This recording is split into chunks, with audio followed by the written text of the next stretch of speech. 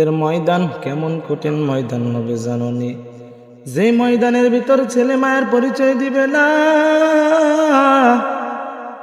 যেই মা সন্তানের জন্য এত পাগল, যে মা সন্তানের বিপদ আপদ শুনলে সহ্য করতে পারে না, কাল কিয়ামতের ময়দানে হাসরের মাঠের ভিতর ছেলে মায়ের কাছে গিয়া বলবে, রে মা একটা নেকি দাও, একটা নেকির জন্য আমি জান্নাতের ভিতরে যাইতে পারতেছি না।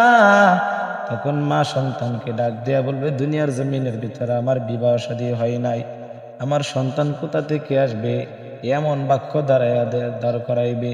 বাবার কাছে যাইবে, বাবা বলবে, দুনিয়ার জমিনের ভিতর আমার কোনো সন্তান ছিল না।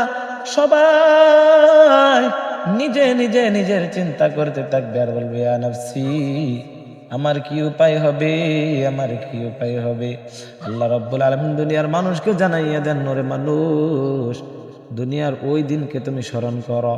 ওয়া উম্মিহি ওয়া আবি ওয়া সাহিবাতিহি ওয়া বানি, ওই দিনের কথা তুমি স্মরণ করো যেই দিনে মা সন্তানের পরিচয় দিবে না। অতএব মা দুনিয়ার জমিনের ভিতরে সন্তানের জন্য এত পাগল, সেই মা ও সন্তানের পরিচয়